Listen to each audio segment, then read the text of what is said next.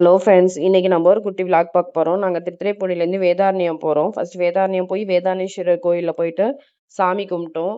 மூலவரை போய் கும்பிட்டுட்டு நாங்கள் அதுக்கப்புறமேலு பிரகாரத்தை சுற்றினோம். வீடியோ எடுக்க அலோடு இல்லை, அதனால நான் ரொம்ப ஜூம்லாம் போகலை. அப்படியே போயிட்டு மூலவரை கும்பிட்டுட்டு நெக்ஸ்ட்டு தியாகராஜ சன்னதியில் போய் சாமியை கும்பிட்டுட்டு அப்படியே நாங்கள் போயிட்டு பிரகாரத்தை சுற்ற போயிட்டோம். நாங்க போனது அரவுண்ட் ஒரு 11:30 11:00 11:30 இருக்கும். செம்ம வெயிலு.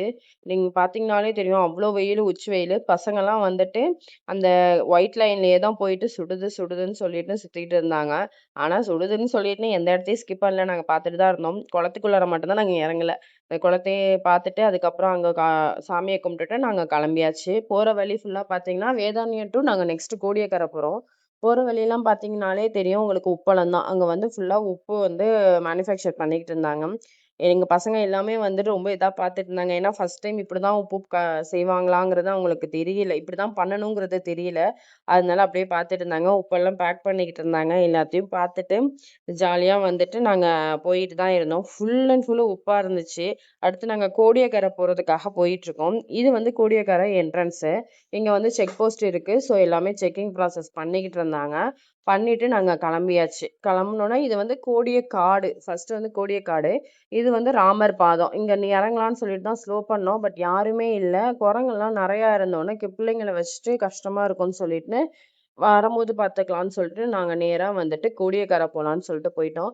கோடியக்காடு பார்த்தீங்கன்னா 2 பக்கமுமே இப்படிதான் இருக்கும். நீங்க பார்த்தீங்கன்னா தெரியும். நடுவுல ரோடு 2 பக்கமுமே காடு தான் இருக்கும். வீடு வந்து இங்க இருக்காது. கிட்டத்தட்ட ஒரு 1 ஆர் 2 கிலோமீட்டர்ஸ்க்கு மேலேயே வீடு இருக்காது. அதுக்கப்புறம் தான் வீடு வந்துட்டு பீச் வரும். ஃபுல் அண்ட் ஃபுல்லு நீங்க பார்த்தீங்கனாலே தெரியும். நல்லா 2 பக்கமுமே காடா தான் இருக்கும்.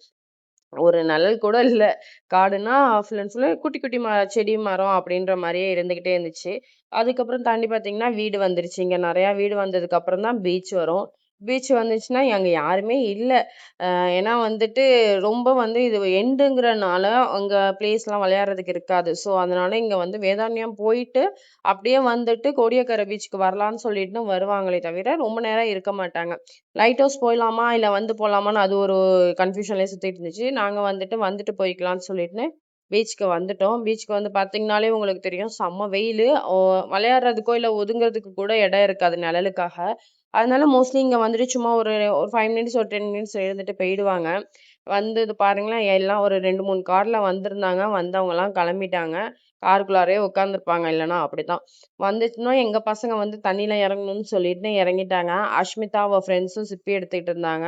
வீடியோவ பார்த்தோனே என் பொண்ணு வந்துட்டு, "ஏன் ஹாய் சொல்லலாம் வான்னு" சொல்லிட்டு கூப்பிட்டா, அவ ஓடிட்டா. இப்ப திரும்பியும் வந்துட்டு எல்லாம் வந்துட்டு, "ஹாய் ஃப்ரெண்ட்ஸ்" அப்படின்னு சொல்லிட்டு இருந்தாங்க. என் பொண்ணு சொல்லி முடிச்சோனயே, "வாங்கம்மா பீச்சுக்கு போகணும்" அப்படின்னு சொன்னோனே எல்லாருமே கிளம்பிட்டாங்க. ஆக்சுவலா நாங்க ஈவினிங் ராமேஸ்வரம் போற மாரி இருந்ததுனால, அவங்க இத தான் அவங்க அந்த பீச்சுன்னு நெனச்சுட்டு தண்ணீல விளையாண்டே ஆகணும் அப்படின்னு சொல்லிட்டுன்னு அழைச்சிட்டு வந்துட்டாங்க.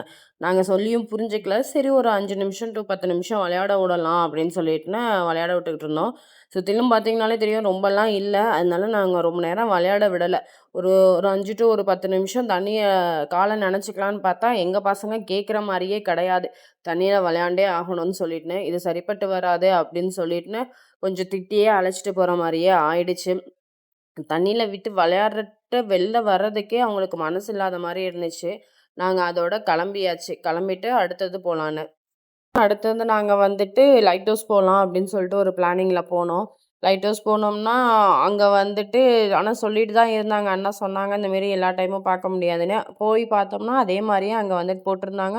3:00 மேல அலோடு 3:00 தான் அலோடு அப்படின்ட்டுன்னு. அதோட ஒரு ஃபோட்டோவ எடுத்துட்டு கிளம்பலான்னு பார்த்தோன்னா, அங்க பார்த்தீங்கன்னா, அது வந்து ஏர்ஃபோர்ஸோட இடமா ரெஸ்ட்ரிக்டடு. ஸோ அங்கேயும் போ முடியாதுன்னு சொல்லிட்டு ஒரு யூ டர்ன போட்டு அப்படியே திரும்பி வந்தாச்சு. திரும்பி வரும்போது தான் அங்க வந்து சொன்னாங்க, "ஓ! அங்க ஒரு சரணாலயம் இருக்கு. அங்க போகலாம்." அப்படின்னு சொல்லிட்டு. எல்லாமே நியர்பை தான் இருக்கும். உங்களுக்கு தூரமாலாம் கிடையாது. பக்கத்து பக்கத்திலேயே தான் இருக்கும். ஆ எங்க நியர்பைல வந்தோனயே இங்க பார்த்தீங்கன்னா, இதெல்லாம் ரெஸ்ட் ரூமு, கேன்டீனு லைக் அந்த மாரி போட்டிருந்தாங்க. பட் எல்லாமே க்ளோஸ்ட்ல தான் இருந்துச்சு. அங்கேயுமே யாருமே இல்லாத மாரி தான் இருந்துச்சு. ஏன்னா, அடிக்கிற வெயில் அப்படி இருந்ததுனால, ஆ யாரும் வரமாட்டாங்க தான்.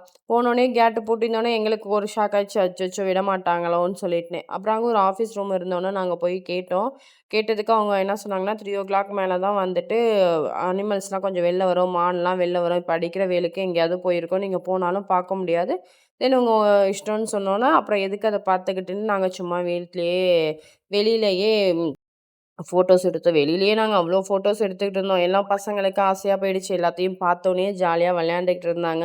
அதுவும் என் பொண்ணு தான் இதில ஏறி, அதில ஏறி, இதில எடுங்கம்மான்னு சொல்லிட்டு ஃப்ரெண்ட்ஸ்லாம் கூட்டிக்கிட்டு ஒரே ஆட்டம் தான். ஒரு நல்ல ஒரு இதா போணுச்சு. அனிமல் பார்க்க முடியலனாலும் அதில ஏறி உட்காந்துட்டு விளையாண்டுக்கிட்டு இருந்தாங்க. அதோட நாங்க கிளம்பிட்டோம். கிளம்பிட்டு ராமர் பாதம் பார்க்கறதுக்காக வந்தோம். ராமர் பாதம் பார்க்கறதுக்கு பார்த்தீங்கன்னா, இப்போ கொஞ்சம் மக்கள் இருந்தாங்க. அவங்கலாம் கீழ நின்னுட்டு இருந்தாங்க. நாங்க போனோம். குரங்கு அங்க கொஞ்சம் நெறையாவே இருந்துச்சு. குட்டி குரங்கு, பெருசு அப்படின்னு சொல்லிட்டுன்னு. நெறையா இருக்கும். குரங்கு வந்து நீங்க கொஞ்சம் பேனிக் ஆகாம தான் போகணும். அதுவும் இல்லாம முக்கியமா வந்து கையில எதுவும் எடுத்துட்டு போகாதீங்க. அப்படி எடுத்துட்டு போனீங்கன்னா, அவங்க வந்து நம்ம கிட்டேருந்து இருந்தா அத எடுக்கிற மாரி தான் இருக்கும். அப்ப நம்ம பேனிக் ஆகி ஏதாவது ஓடுற மாரி இருக்கும். அது கஷ்டமா போகும்.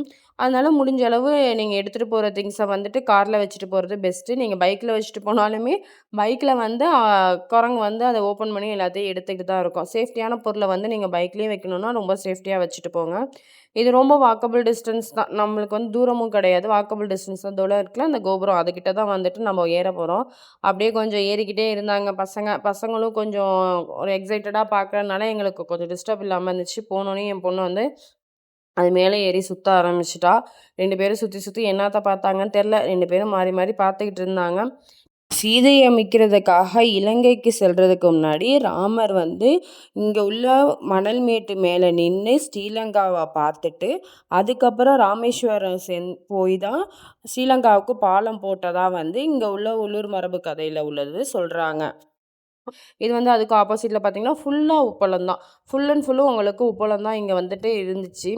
சைட்ல வந்து பார்த்தீங்கன்னா, நெறையா போட்டு வச்சிருந்தாங்க. நெறையா இருந்துச்சு. இதுக்கப்புறம் நாங்க கள்ளிமேடு போனோம். கள்ளிமேடு போனீங்கன்னா, அங்க வந்து ஆடியில வந்துட்டு நல்ல விசேஷமா இருக்கும்னாங்க. இன்னைக்கு சண்டே நாங்க வந்து ஒரு அரவுண்ட் வந்து ஒரு 2:30 இருக்கும் போயிட்டோம்.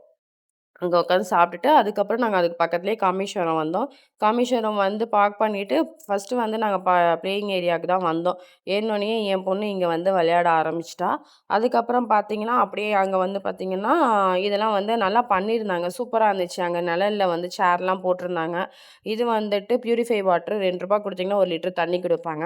அதுக்கப்புறம் அங்க ரெஸ்ட் ரூமு, குளிக்கிற ரூமு, பாய்ஸ்க்கு தனியா, கேர்ள்ஸ்க்கு தனியான்னு எல்லாம் தனித்தனியா இருந்துச்சு. அத நாங்க கொஞ்சம் 1 மணி நேரம் விளையாண்டுட்டு தண்ணீல ஊறுறதுக்காக வந்தாச்சு. வந்தோனே இங்க கொஞ்சம் நெறைய பேர் இருந்தாங்க. அதனால வந்து எங்களுக்கு ஃப்ரீயா இருந்துச்சு. அங்க பக்கத்துல வேளாங்கண்ணி இருக்கிறனால வேளாங்கண்ணி போயிட்டு, அதுக்கப்புறமேல அப்படியே இங்க வந்துடுறாங்க போல. நாங்க வந்து நாங்க வேதாரண்யம் அங்கலாம் போயிட்டு நாங்க எப்படி வந்தோம், முக்காவாசி பார்த்தீங்கன்னா வேளாங்கண்ணி பக்கத்துல இருக்கனால, வேளாங்கண்ணி போயிட்டு அதுக்கப்புறம் இங்க வர மாரி இருந்தாங்க. ஏன்னா நாங்க மீட் பண்ணி பேசினவங்கலாம் அவங்க சொன்னது வேளாங்கண்ணி போயிட்டு நாங்க காமேஸ்வரம் வரோன்னு. மோஸ்ட்லி சரௌண்டிங் இந்த பீப்பிள்ஸ் தான் வரோம். ஆனா ஒரு நல்லா இருந்துச்சு. நீங்க பார்க்கும்போதே தெரியும். இங்க வந்து ஒரு நெறையா பேர் இருந்தாங்க. நாங்க வர வர நெறைய பேர் போகவும் செஞ்சாங்க. நெறைய கூட்டமா தான் இருந்துச்சு. தண்ணீல விளையாடுறதுக்கு நல்லா இருந்துச்சுங்க கூட. எவ்வளோ நேரம் தான் நம்பளே வந்து வீடியோ எடுத்துட்டு இருக்கது. வாங்க நம்மளும் தண்ணீல இறங்கலான்னு சொல்லிட்டுன்னு, நானும் என் ஃப்ரெண்ட்ஸ் எல்லாருமே தண்ணீல இறங்கியாச்சு. என் ஹஸ்பண்டும், என் ஃப்ரெண்டோட ஹஸ்பண்டும் கொஞ்சம் கரைக்கு அந்த பக்கம் நின்னு கொஞ்சம் கேர்ஃபுல்லா பசங்கள பார்த்துக்கிட்டு இருந்தாங்க. நாங்க நல்லா விளையாண்டுக்கிட்டு இருந்தோம். தண்ணியிலேருந்து எந்திரிக்கிறதுக்கு எங்களுக்கு விருப்பமே இல்ல. ஆனா அந்த அளவுக்கு இருந்துச்சு. ஆழம் இல்லாததுனால எங்களுக்கு ரொம்ப ஒரு கஷ்டமா தெரியல.